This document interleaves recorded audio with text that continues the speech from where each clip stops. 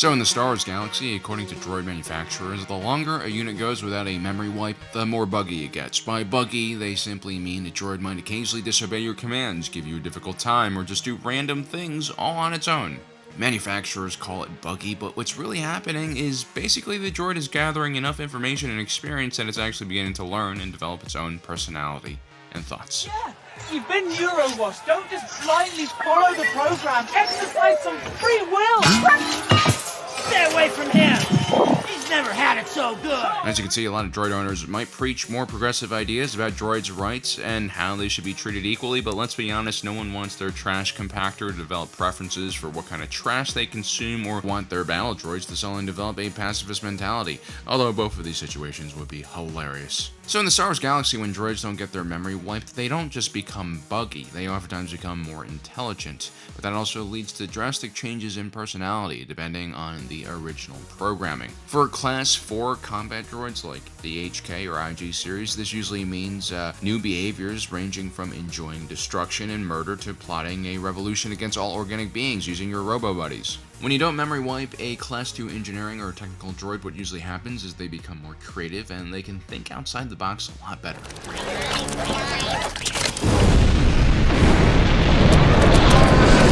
This can also lead to more rudeness and cynicism. I've just about had enough of you. Go that way. You'll be malfunctioning within a day, you nearsighted scrap pile. And sometimes these droids can even become anxiety-ridden, depressed, and full of sorrow. I don't want to be alone.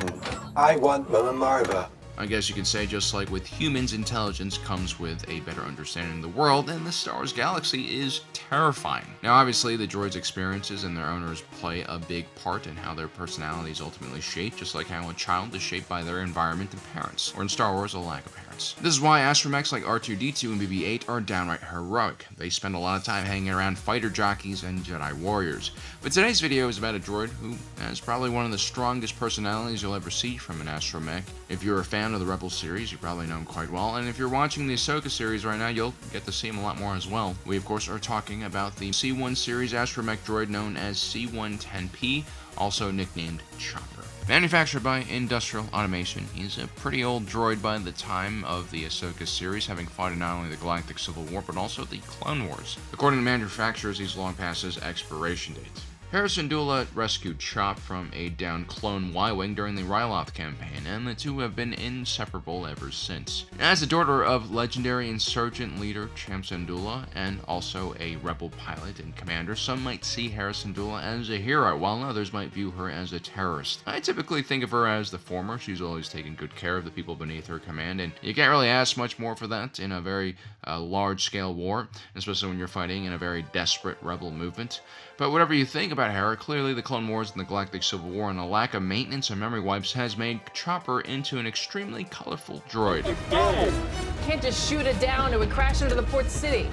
But if you take a closer look at his actions and don't buy into the Rebels series' clearly biased view of the war, you'll see a much darker picture, an unhinged droid who is not only murderous but perhaps psychotic in his behavior.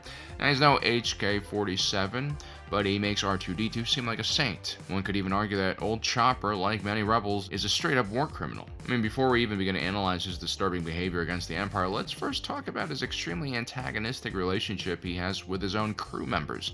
On one occasion, Ezra Bridger is being trained in the art of wielding a lightsaber by Kanan Jarrus on the top of their freighter the Ghost while it's hovering miles above the ground. With no training remotes around, Kanan repurposes Chopper to throw a bunch of milk cartons at Ezra. The young Jedi is clearly out of his depth and having trouble intercepting any of the projectiles, yet Chopper, who's an astromech, who has terrific spatial awareness and probability calculation abilities, remember he's built for creating hyperspace routes, decides to continuously drive Ezra Bridger to the edge one carton at a time until he falls off the ship for miles. Luckily, Kanan Jarrus has just enough abilities to bring him back onto the ship. Now, this probably seems funny and cute, and that's really the advantage of animation. I mean, you can get away with a lot of things when you animate stuff. I've always loved South Park for that reason. But watching Book of Mormon and seeing a bunch of black actors sing "We All Have AIDS" while pretending to be in Uganda in person while hilarious, may be extremely uncomfortable. And, had this scene been in live action here, I think we would have seen this as the attempted murder that it is. Oh, and just in case you're thinking to yourself, maybe Chopper felt bad about almost killing Ezra, here's what Chopper does to Ezra just moments after he gets saved by Kanan. And if Chopper's murderous intent wasn't clear enough, almost a year later, after Ezra and Chopper have lived together and fought together for, quite some time, Chopper still tries to murder the kid again. During a rescue mission on an experimental Imperial interdiction ship, Chopper disguises himself as an Imperial courier droid. And because he's an active combatant in the war, who's killed tens of thousands of stormtroopers, some in extremely brutal ways, we'll get to that later on, he's now committing one of the cardinal sins of warfare, something he'll do numerous times. Anyway, Ezra and Chopper are in the Interdictor's main generator room and are attempting to shut it down. Chopper has a plan. He wants the Ezra, to distract the technicians, and while he's fighting them, Chopper can sneak in and rig the gravity wells. Ezra Bridger can easily handle a few Imperial engineers armed with just their measly sidearms. But even though he has the situation under control, what does Chopper do? Well, he disables the gravity in the reactor. They shut off gravity! This wasn't part of the plan! Making it much harder for Ezra to defend himself, and then just for fun, Chopper just disables the gravity a bit later, despite Ezra pleading him not to. Don't you dare! Don't you do it! Not yet! This causes several Imperial engineers to drop to their deaths. Ezra Bridger barely misses the catwalk himself and almost falls to his death, and instead of helping him up, Chopper does this. Ow! Chopper not only shows no remorse for his so-called friends, like Ezra, he also has no remorse for most innocent life forms in the galaxy. One mission later, the Spectres are on the planet of Takobo, with the goal of thwarting the Inquisitor's mission on the planet.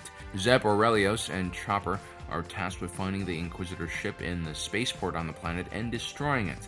When they find the target ship, Zeb is dismayed to find a tiny baby inside of it.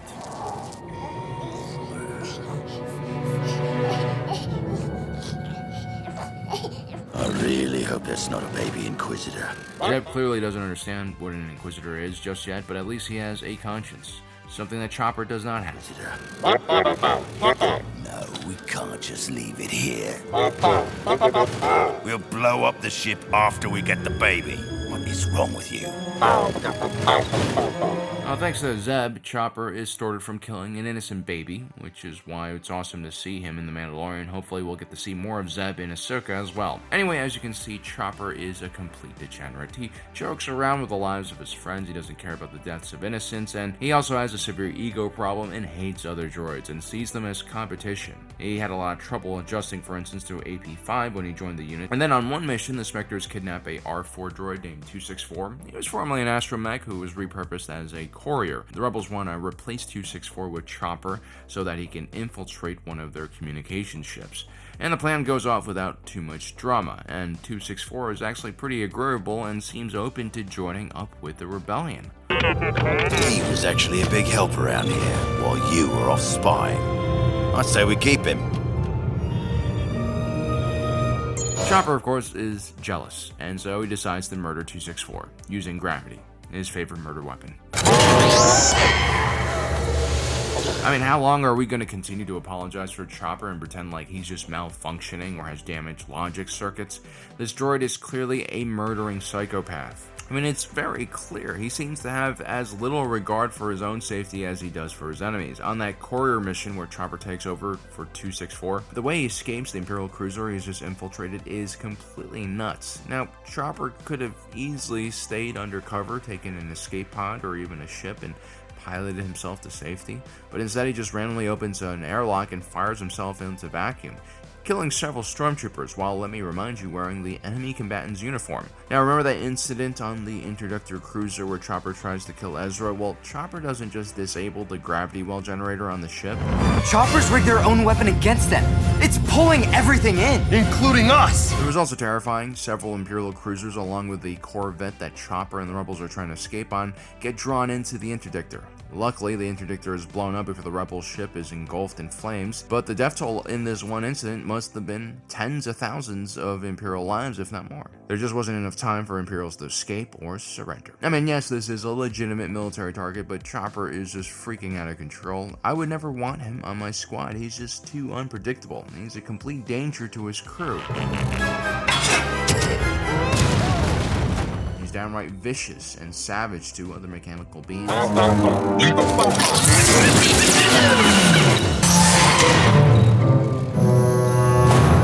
And even when he does help out, like when he saves his friends on Ryloth, there's also a good chance he might get everyone, including himself, killed as well.